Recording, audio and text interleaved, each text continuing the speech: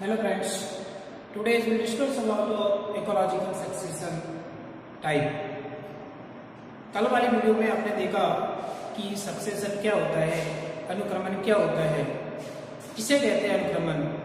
आज हम पढ़ेंगे अनुक्रमण के प्रकार। यह अनुक्रमण कितने प्रकार का होता है। तो कल आपने जाना कि अनुक्रमण किसे कहते हैं। अनुक्रमण जो होता है दीर्घ अवधि में होने वाले परिवर्तनों के फलस्वरूप उत्पन्न होने वाली घटना होती है, जिसके कारण वहां के आवासीय संरचना में परिवर्तन होते हैं। ठीक है, तो जो ये सक्सेशन होता है मेनली 3 आधार पर वर्गीकृत किया जा सकता है, जिसमें पहला आधार है हमारा आवास के विभाजन के आधार पर। यानी कि जो जीव जंतु जिस आवास में पाए जा रहे हैं, कैसे आवास में पाए जाते हैं, कैसा क्षेत्र है वहां का, किसी क्षेत्र में जीव जंतु पाए जाते हैं क्या नहीं पाए जाते, या फिर कोई कैसा है, तालाब है क्या, टीले हैं क्या, पर्वतीय क्षेत्र है, किस तरह का क्षेत्र है, उस आवास के आधार पर जो पहला वर्गीकरण किया गया है, आवास के विभाजन के आधार पर जो पारिस्थितिक अनुक्रमण होता है मुख्यतः 2 प्रकार का होता है, जिसमें पहला है प्राथमिक अनुक्रमण और दूसरा है द्वितीयक अनुक्रमण। प्राथमिक अनुक्रमण किसे कहते हैं? यदि अनुक्रमण ऐसे स्थान से प्रारंभ हो जहां पर पहले कोई जाति पाई नहीं जाती हो, अर्थात वहां पर कोई जाति का अस्तित्व ही नहीं है। ठीक है, यानी कि बेयर एरिया से, निर्जन क्षेत्रों से प्रारंभ होता है, निर्जन क्षेत्रों में प्रारंभ होता है, उस प्रकार का पारिस्थितिक अनुक्रमण क्या कहलाता है? प्राथमिक अनुक्रमण कहलाता है। ठीक है, तो समझ आया आपको। जैसे बात करें हम पर्वतीय क्षेत्रों की बात करें या टीलों की बात करें अथवा समुद्र की बात करें, जलीय क्षेत्र की बात करें, तो उस जलीय क्षेत्र में धीरे धीरे क्या होने लग जाए, वहां पे आवास, उस आवास में जीव जातियां जो है विकसित हो जाएं, तो उस प्रकार का जो पारिस्थितिक अनुक्रमण कहलाता है वो क्या कहलाता है? प्राथमिक अनुक्रमण कहलाता है।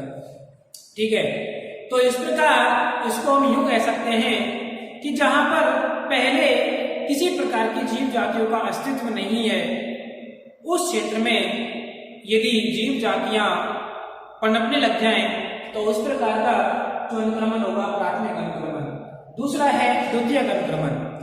द्वितीयक अनुक्रमण ऐसे आवास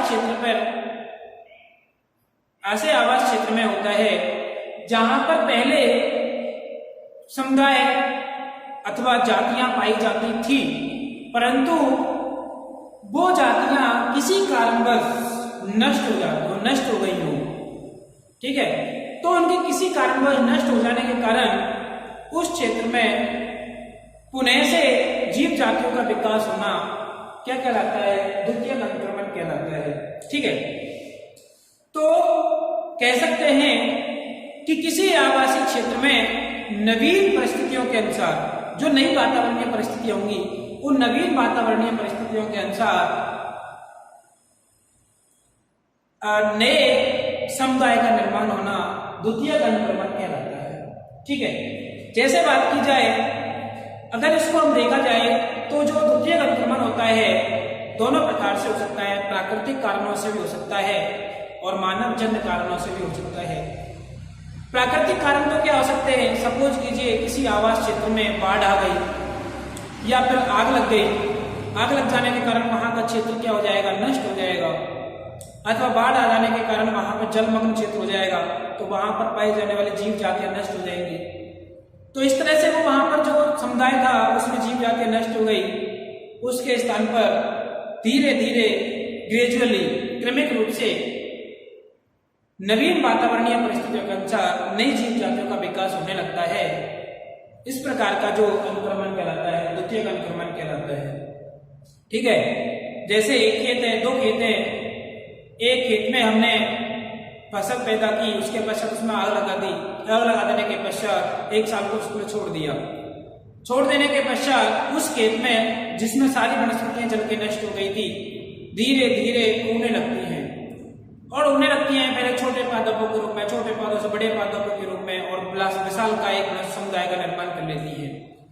तो वह पहले वहां जीव जातियां थी, लेकिन उसके स्तर पर नई जातियां विकसित हो रही हैं नए वातावरण परिस्थितियों के अनुसार। तो उस प्रकार का अनुक्रमण जो होता है द्वितीयक अनुक्रमण कहलाता है। तो ये तो था आवासीय विभाजन के आधार पर। दूसरा होता है कि जो अनुक्रमण होते हैं वो अनुक्रमण आपस में किस तरह से अंतर संबंधित होते हैं, इंटर रिलेशन के आधार पर भी या एक दूसरे के आधार पर भी इसको हम वर्गीकृत कर सकते हैं, जो दो प्रकार का होता है।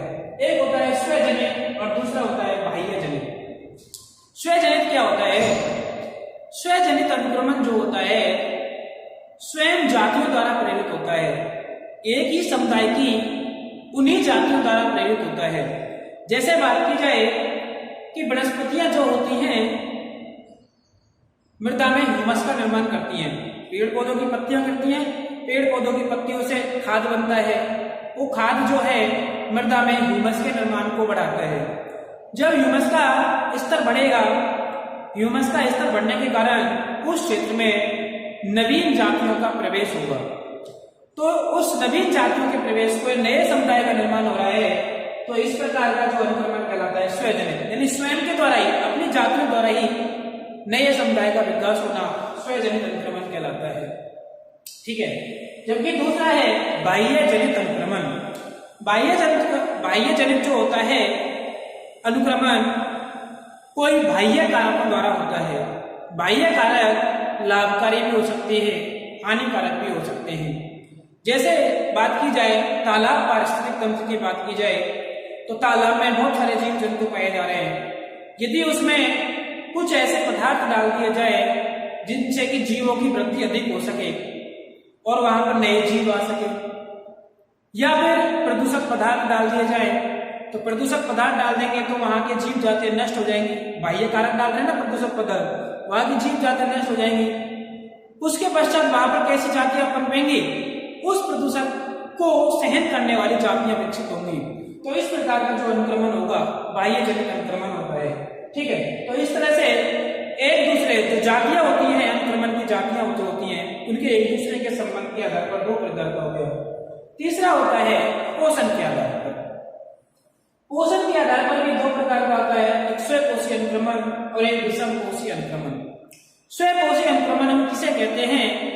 यदि पारिस्थितिक अनुक्रमण अकार्बनिक पदार्थों से प्रारंभ हो, यानी अकार्बनिक खाद्य पदार्थों से प्रारंभ हो, ऐसे पोषक स्तरों से प्रारंभ हो जहां पर अकार्बनिक पदार्थ ज्यादा मात्रा में पाए जाते हों, तो उस प्रकार का अनुक्रमण जो होता है स्वपोषी अनुक्रमण कहलाता है। जबकि दूसरा जो विषमपोषी अनुक्रमण है, यदि ऐसा अनुक्रमण जो मृत कार्बनिक पदार्थों से प्रारंभ होता हो, जैसे जीवाणु विषाणु जो है मृत पदार्थों को क्या कर देते हैं, अपघटित कर देते हैं और वहां पर नई जातियां विकसित होने लगती हैं, तो उस प्रकार का अनुक्रमण जो होता है विषमपोषी अनुक्रमण कहलाता है। इस प्रकार के अनुक्रमण में जो विषमपोषी प्रकार का अनुक्रमण है, इसमें अधिक मात्रा में ऊर्जा रिलीज होती है। ठीक है। तो इस तरह से जो पारिस्थितिक अनुक्रमण के प्रकार होते हैं, तीन आधार पर इसको वर्गीकृत किया गया है। Thank you.